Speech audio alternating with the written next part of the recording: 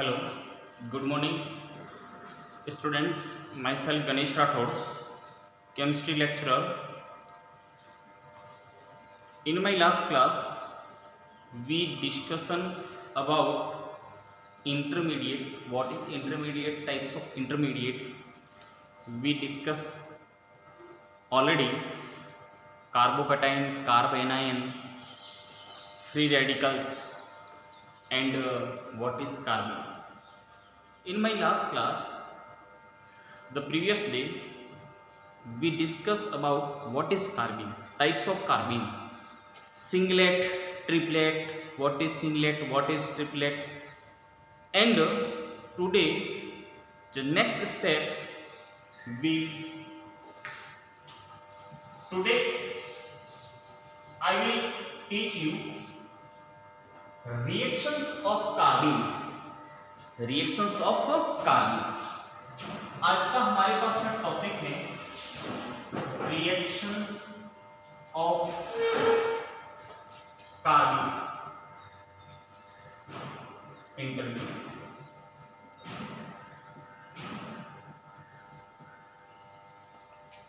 पहली रिएक्शंस हमने कल बात की थी, दो रिएक्शंस है इसके अंदर। पहली रिएक्शन है राइमर-टीमान रिएक्शन और सेकंड रिएक्शन है हमारे पास में हाफमैन आइसोसाइनाइड टेस्ट, दूसरा नाम हाफमैन आइसोनाइट्राइल टेस्ट, तीसरा नाम इस रिएक्शन का हाफमैन कार्बिल एमीन रिएक्शन। दो रिएक्शन है, पहली राइमर-टीमान रिएक्शन जिसका कोई दूसरा नाम नहीं है, दूसरी रिएक्शन है हमारे पास में Hofmann isonitrile test, Hofmann isocyanide test और Hofmann carbyl amine reactions. Okay, तो एक एक करके हम बात करते हैं। तो first of all we discuss about Reimer Tiemann reaction.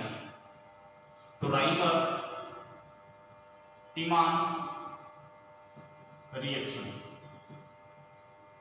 Okay. हर रिएक्शंस के लिए हमें कुछ लिखना पड़ेगा कि आपके पास में रिएक्टेंट कौन है, आपके पास में रिएजेंट कौन है और आपके पास में इंटरमीडिएट कौन बन रहा है और आपके पास में प्रोडक्ट कौन है। कंपटीशन लेवल के हिसाब से अगर देखें तो ये चार चीजें ही किसी भी केमिकल रिएक्शन के अंदर इंपॉर्टेंट रहती हैं। रिएक्शन आपसे रिएक्शन लिखवाता नहीं है, वो आपसे पूछता है कि रिएजेंट कौन है, इंटरमीडिएट कौन है, प्रोडक्ट क्या बनेगा, या x + y मिलकर जो z बनता है तो z को पहचानो। इस प्रकार से क्वेश्चन आते रहते हैं एग्जाम के अंदर। तो रिएक्टेंट इसके अंदर है मेरे पास में फिनॉल, बोलो कौन है, फिनॉल। ओके, तो यहाँ पर फिनॉल है मेरे पास में और रिएजेंट कौन है मेरे पास में, फिनॉल और क्लोरोफॉर्म, फिनॉल और क्लोरोफॉर्म। और रिएजेंट है मेरे पास में 2 मोल बेस।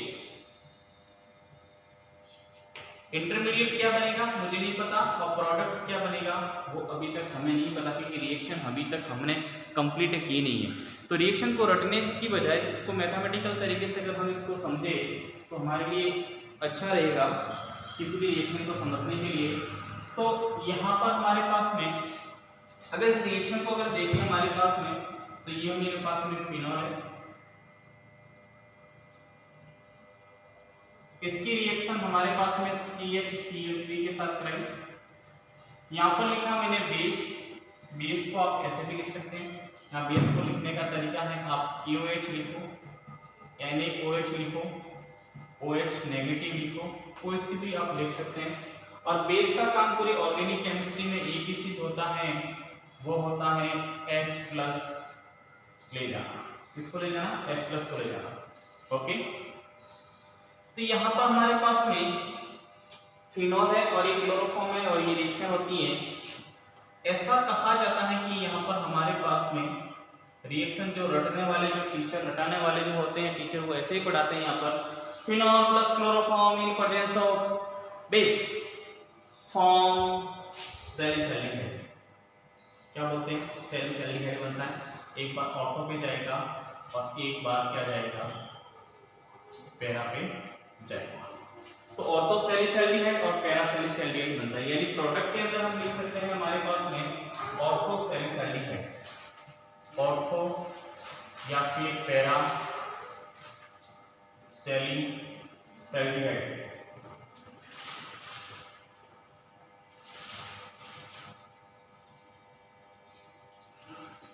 ठीक है, ऑर्थोसैलिसैल्डिहाइड, ठीक है, इसको आप ऐसे भी शो कर सकते हैं। यहाँ पर हम बात करते हैं सैलिसैल्डिहाइड के बाद में ऑर्थोपैरासैलिसैल्डिहाइड बनेगा। अब मैं यहाँ पर बात करता हूँ इसकी मैकेनिज्म के बारे में। बोलो किसके बारे में बात करता हूँ मैं? मैकेनिज्म के बारे में बात करते हैं। जब तक मैकेनिज्म नहीं पढ़ेंगे तब तक आप कंपटीशन एग्जाम के अंदर, चाहे बोर्ड एग्जाम के अंदर, आप किसी का भी आंसर आप नहीं लिख सकते। तो यहाँ पर हमारे पास में मैकेनिज्म दे रखी है। मैकेनिज्म क्या चीज है? यानी यहां से ये रिएक्टेंट है, ये रिएजेंट है और ये प्रोडक्ट बन गया। सब कुछ लिख दिया, रिएक्टेंट ये रहा, रिएजेंट ये रहा और इंटरमीडिएट क्या बना, इन दोनों के बीच में क्या बना वो हमें नहीं पता, और प्रोडक्ट हमारे पास ये बना, सैलिसैल्डिहाइड हमारे पास में बना। ये कैसे बना उसके लिए हम बात करते हैं। यहाँ पर सबसे पहले मैकेनिज्म देखते हैं। तो यहाँ पर CH Cl Cl और ये Cl बेस आएगा। बेस का काम पूरी ऑर्गेनिक केमिस्ट्री में अभी भी बोला मैंने कि H+ को ले जाने का काम करता है, यानी कि ये सबसे बड़ा एक थीफ है, एक चोर है।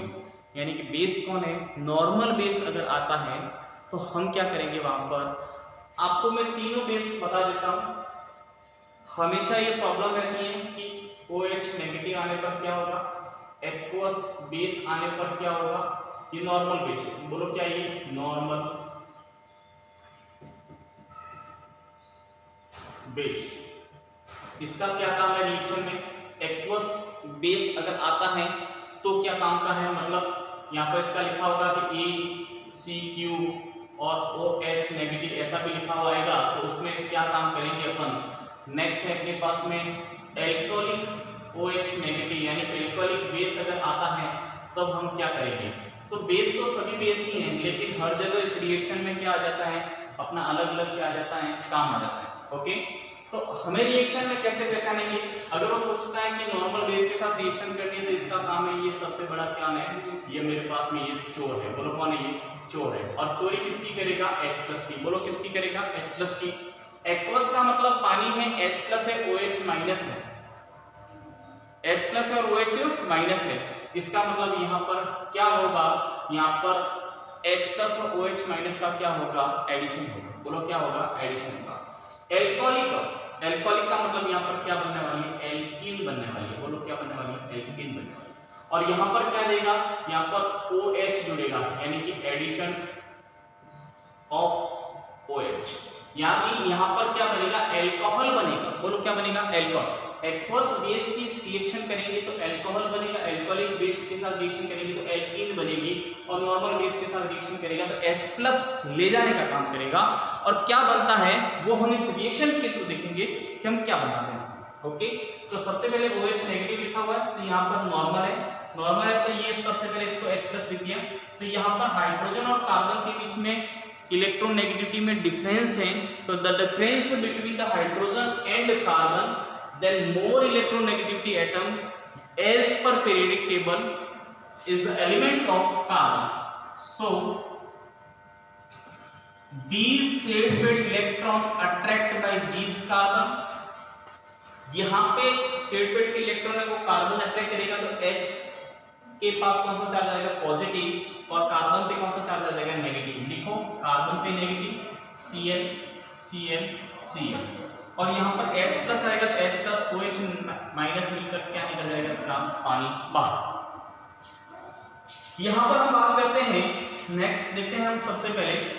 अब मुझे बताइए कि कार्बन और क्लोरीन दो एटम है, एक तो कार्बन है और एक क्लोरीन है, तो मोर इलेक्ट्रोनेगेटिविटी एटम कौन सा है, कार्बन है या क्लोरीन है। तो हम जानते हैं कि कौन है, क्लोरीन है। तो दोनों में सबसे पावरफुल है क्लोरीन।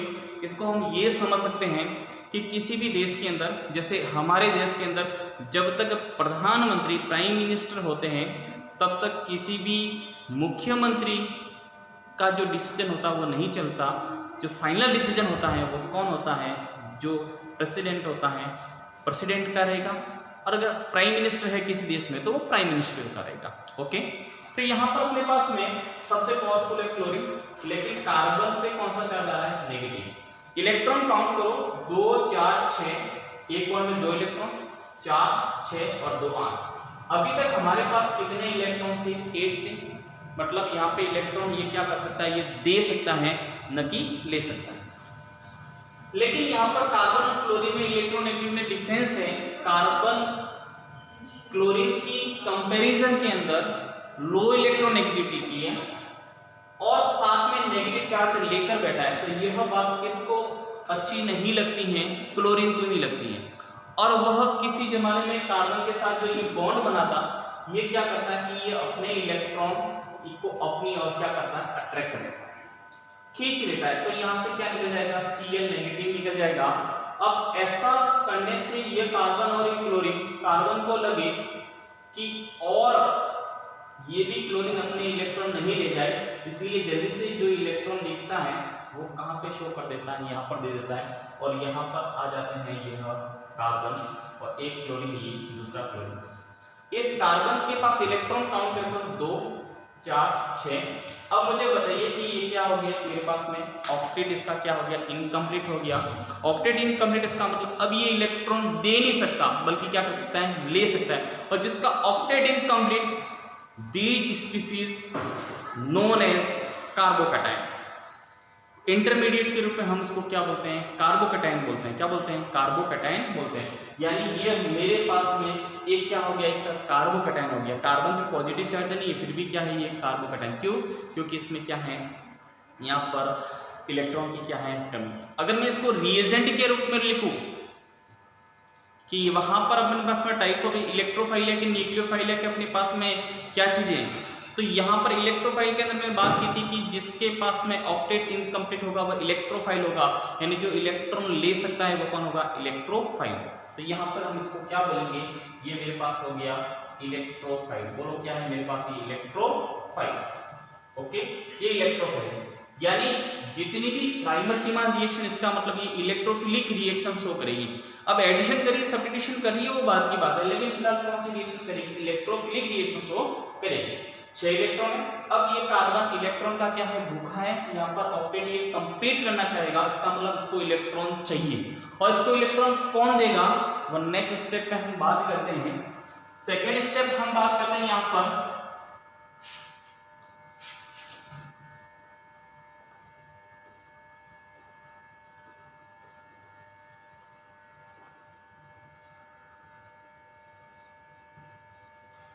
ऑक्सीजन तेरे आउटर मोस्ट सेल में कितने इलेक्ट्रॉन्स होते हैं? तो number of electron in present of outer most shell oxygen atom, we know very well the 6 electron. कितने होते हैं? 6।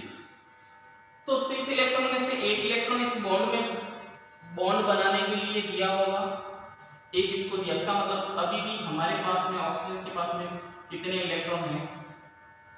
यहाँ पर 2 लॉन्ग पेयर है। ओके, जैसे ही अब हमने यहां पर क्या लिया? 2 मोल बेस लिया, यानी 1 मोल तो यहां पर आपका खर्च हो चुका है। दूसरा मोल आएगा वो यहां पर OH नेगेटिव आएगा और आपको यहां पर दिख रहा है H, यहां पर ऑक्सीजन है, यहां पर हाइड्रोजन है। तो यहां पर अपने पास में इजीली ये क्या करेगा? अपने इलेक्ट्रॉन को ऑक्सीजन अपनी ओर अट्रैक्ट कर लेगा। क्यों करेगा ऑक्सीजन अपनी ओर अट्रैक्ट? क्योंकि ऑक्सीजन मोर इलेक्ट्रोनेगेटिविटी एटम है किसकी कंपैरिजन में? हाइड्रोजन। तो यहाँ पर ऑक्सीजन पे इलेक्ट्रॉन मूव हो जाएंगे, तो यहाँ पर ये स्पीशीज बन जाएगी जिसको हम फिनॉक्साइड आयन से कहते हैं। ओके, तो यहाँ पर ये फिनॉक्साइड बन जाता है। ये फिनॉक्साइड हमारे पास में बन गया ऑक्सीजन और ये नेगेटिव चार्ज। यहाँ पर मेरे पास में कुछ इस प्रकार से कार्बन, आपकी वैलेंसी कितनी है? 4 है। हर कॉर्नर पे कौन बैठा है? कार्बन बैठा है। 2 3, इसका मतलब हर जगह क्या है? एक क्या है मेरे पास में? हाइड्रोजन। हर जगह मेरे पास में क्या है? हाइड्रोजन।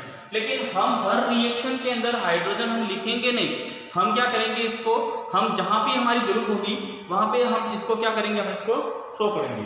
ओके, तो जहां जरूरत होगी वहां हम शो करेंगे। तो देखना यहाँ पर हमें जरूरत है, हमने एक हाइड्रोजन को क्या कर दिया? ये शो कर दिया। ओके, अब देखना यह घुमा इस साइड, ये जो नेगेटिव चार्ज है ये जो नेगेटिव चार्ज घुमा ऐसे, क्यों घूमेगा ऐसे, उसका रीजन है, देखना ये घुमा ऐसे क्योंकि यहां पर क्लोरोफॉर्म रिएक्शन करने के लिए आता है, सॉरी डाइक्लोरोकार्बन इंटरमीडिएट। इसका नाम क्या है, नाम बताना रह गया था। कार्बन के साथ में 2 क्लोरीन है तो 1 क्लोरीन 2 क्लोरीन, तो इसको बोलेंगे डाइक्लोरो। बोलो क्या नाम है इसका, डाइक्लोरो। कार्बन इलेक्ट्रॉन यहां पर कम है, इसका नाम हो गया डाइक्लोरोकार्बन, डाइक्लोरोकार्बन। ओके, यहां पर इलेक्ट्रॉन कम है, 2 4 6 ये इलेक्ट्रॉन लेगा, और यहां पर देखो ऑक्सीजन के पास देखो 2 4, इस बॉन्ड में 2 इलेक्ट्रॉन और ये माइनस का मतलब 2, 8 इलेक्ट्रॉन। यानी ये ऑक्सीजन इलेक्ट्रॉन चाहता तो इस कार्बन के साथ बॉन्ड बना सकता था, डायरेक्ट कार्बन के साथ ये बॉन्ड बन सकता था, लेकिन जैसे ही इसके पास जाता है, ऑक्सीजन बहुत चालाक एटम होता है, ये अपना यहाँ पर जो नेगेटिव चार्ज है वो जल्दी से यहाँ दे देता है। जैसे उसी प्रकार से होता है, जैसे आप किसी को अगर कोई पेमेंट देना, उधार नहीं देना चाहते हैं, तो आप बोलते जैसे वो लेने आता है तो आपसे बोलते हैं कि मुझे इतने पैसे चाहिए, उधार चाहिए। अगर आपको नहीं देने होते तो आप बहाने बना लेते हैं, बोले पेमेंट तो था लेकिन आज हमने किसी और को दे दिया, ये दे दिया, काम आ गई। तो आप बहुत सारे आप क्या करते हैं, एक्सक्यूज देने लग जाते हैं। तो यहाँ पर भी कार्बन जैसे इसके पास जाता है तो ऑक्सीजन एक्सक्यूज देता है कि बोले कि हमारे पास इलेक्ट्रॉन, बोले नहीं था, आपको गलतफहमी होगी, और ये नेगेटिव जल्दी से क्या कर देता है, यहाँ पर दे देते हैं। तो क्या स्पीशीज बनती है उसके बाद में,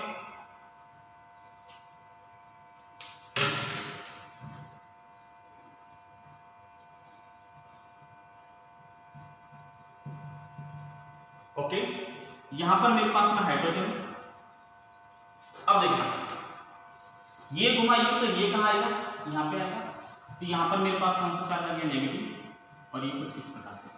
अब वापस आएगा यहां पर,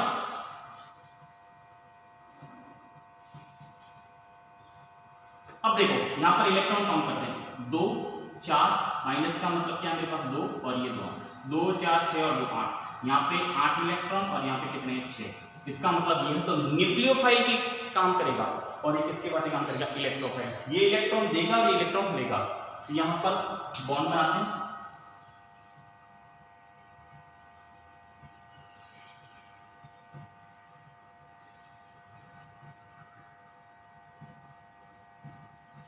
okay.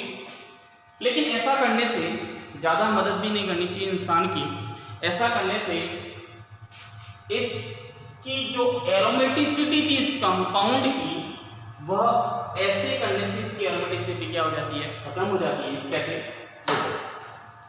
Double bond single bond, double bond single bond, double bond single bond, single bond, वो तो होने ही नहीं चाहिए। ऑल्टरनेट ऑर्डर में क्या आना चाहिए, चार्ज या सिंगल बॉन्ड डबल बॉन्ड घूमने चाहिए, किसमें, बेंजीन रिंग में या फिर कोई साइक्लिक कंपाउंड में। ओके, क्या है एरोमेटिक कंपाउंड, क्या है नॉन एरोमेटिक, क्या है एंटी एरोमेटिक, उसके लिए एक अलग से वीडियो आप देखना।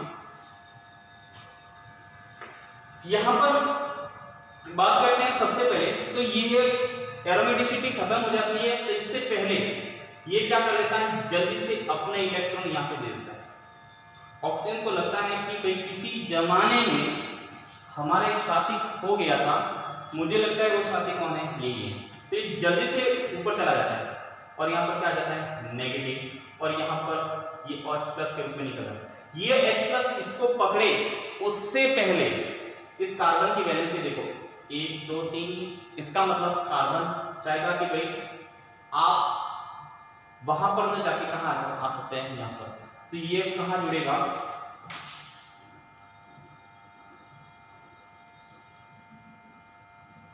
ऑक्सीजन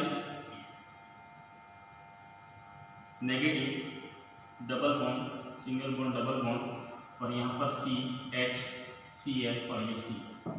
हम इसके बाद में हम इसका क्या करवाते हैं, हाइड्रोलाइसिस करवाएंगे। तो हाइड्रोलाइसिस करेंगे तो H OH H और OH।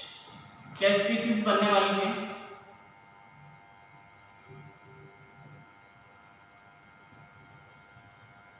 CH OH OH। अब देखना, एक कार्बन पर 2 OH नहीं रह सकते, उसका रीजन क्या है। सब बोलते हैं नहीं रहते, लेकिन उसका रीजन क्या है, उसका मेन रीजन सुनना।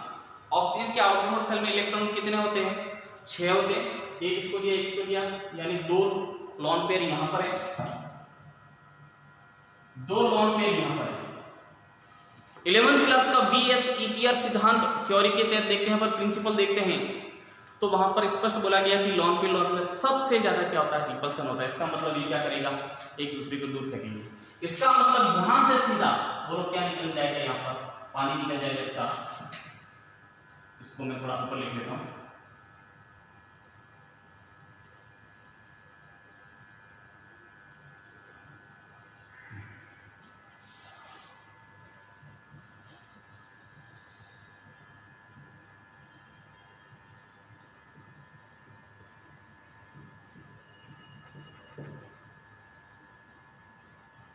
CH बन गया। एसिड बेस रिएक्शन करवा लो, H+ के साथ रिएक्शन करवा लो वापस, तो यहाँ पर अपने पास में क्या बन जाएगा, ये O प्लस यहाँ पर जाकर जुड़ जाएगा और ये CH। अब देखना ये मेरे पास कंप्लीट इसकी क्या हो जाती है, बोलो इसकी क्या हो जाती है, मैकेनिज्म। ओके, मैकेनिज्म के तौर पर हमने देखा कि क्या बना, ऑर्थोसेलिसैल्डिहाइड। क्यों, यहां पर अटैक हमने कहां पर करवाया, ऑर्थो पोजीशन। अगर ये अटैक पैरा पे करते तो साथ में क्या बनता, पैरा पोजीशन वाला CH यहां लग जाते हैं, ये प्रोडक्ट बनता। यानी हमने मैस की तरह इस प्रोडक्ट को देख लिया कि कैसे यहां पर केमिकल रिएक्शन कंप्लीट होती है। एक बार वापस मैकेनिज्म के शॉर्ट में देखते हैं अपन। यहां पर सबसे पहले क्लोरोफॉर्म पे बेस आएगा और यहाँ पर क्या बन जाएगा, नेगेटिव चार्ज वाला कार्बन, जिसमें क्लोरीन अपने इलेक्ट्रॉन खींच लेगा। तो यहाँ पर डाइक्लोरोकार्बन एज ए इंटरमीडिएट के रूप में बनता है। डाइक्लोरोकार्बन यहाँ पर क्या बनेगा, इंटरमीडिएट बनेगा, ठीक है, इंटरमीडिएट बनेगा। ओके, ये बनेगा डाइक्लोरोकार्बन। तो यहाँ पर हम लिख सकते हैं कि इंटरमीडिएट कौन बना, डाइक्लोरोकार्बन, ये इंटरमीडिएट बना। ओके, रिएक्टेंट कौन है, फिनोल और क्लोरोफॉर्म है। रिएजेंट कौन है, 2 मोल बेस है। आपके पास इंटरमीडिएट कौन है, डाइक्लोरोकार्बन, और प्रोडक्ट क्या बनता है, ऑर्थो या पैरासेलिसैल्डिहाइड बनता है। तो यहाँ पर आपके पास रिएक्शन भी देख लिया, ऑर्थो पैरा बना के देख लिया। मैकेनिज्म के अंदर देखा, ये हमारे पास सबसे पहले इंटरमीडिएट बनाना है, फिर इंटरमीडिएट वापस दूसरा जो मोल है बेस है वो फिनोल पे अटैक करेगा और हमारे पास में ये स्पीसीज बनेगी। इसके बाद में हमारे पास में आगे से आगे स्पीसीज यहाँ पर अपने पास में सीधा हम हाइड्रोलाइसिस करवाएंगे। हाइड्रोलाइसिस के बाद में एक कार्बन पर 2 OH नहीं रह सकते, फिर यहाँ पर क्या होगा, ये माइनस का H2 क्या कर जाएगा, बाहर निकल जाएगा और क्या बन जाएगा, यहाँ पर ये बन जाएगा। अगर हम इसको आगे एक रिएक्शन और कर लेते हैं, बार बार हम पढ़ेंगे ऑक्सीडेशन रिडक्शन रिएक्शन पढ़ेंगे, जिसके अंदर मैं बात करता हूँ कि एल्डिहाइड का ऑक्सीडेशन हमेशा कार्बोक्सिलिक एसिड के अंदर होता है। यानी अगर मैं इसका ऑक्सीडेशन करवा दूँ तो हमारे सिलेबस का एक पार्ट और भी है जिसका नाम है कार्बोक्सिलिक एसिड। बोलो क्या नाम है, carboxylic acid and their derivative. यानी अपना सिलेबस भी बोलता है carboxylic acid and their derivative, aldehyde ketone and carboxylic acid their derivative, ठीक है ना। तो यहाँ पर अपने पास में एल्डिहाइड का ऑक्सीडेशन करेंगे तो हमारे पास क्या बन जाएगा, कार्बोक्सिलिक एसिड बन जाएगा। ओके,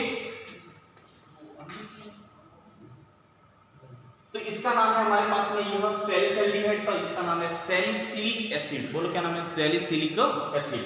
तो यह ऑक्सीडेशन के आगे बनता है। यानी कार्बोक्सिलिक एसिड रिएक्शन के अंदर भी हमें राइमर-टीमान रिएक्शन पढ़नी है और हमें एल्डिहाइड कीटोन बनाने वाली मेथड के अंदर भी पढ़नी है। हमारा सिलेबस बोलता है एल्कोहल, फिनोल, ईथर बोलता है, यानी कि हमारे पास फिनोल की रिएक्शन भी राइमर-टीमान भी पढ़नी है। हमारा सिलेबस क्लोरोफॉर्म के बारे में बात करना चाहता है, तो यहाँ पर क्लोरोफॉर्म की रिएक्शन भी हमें पढ़नी है। यानी यही रिएक्शन कितने जगह काम आने वाली है, 4 जगह काम आने वाली है। यानी एक तरफ एक तीर से कितने निशाने होंगे, 4। कौन कौन से, फिनोल की रिएक्शन, दूसरी आपके पास में क्लोरोफॉर्म की रिएक्शन, उसके बाद में एल्डिहाइड की रिएक्शन, आपके पास में कार्बोक्सिलिक एसिड की रिएक्शन। यानी एक साथ कितने रिएक्शन, 4 रिएक्शन। जल्दी से इसका स्क्रीनशॉट ले लीजिए और इसमें कोई भी अगर किसी को कोई दिक्कत है तो वापस वही मेरा नंबर है और इस पर मुझे क्या कर सकते हैं, अपनी क्वेरी मुझे भेज सकते हैं, ठीक है ना। गणेश बोर्ड एग्जाम के लिए बहुत इंपॉर्टेंट है, बहुत इंपॉर्टेंट बोले तो बहुत इंपॉर्टेंट। ओके, स्क्रीनशॉट ले लीजिए।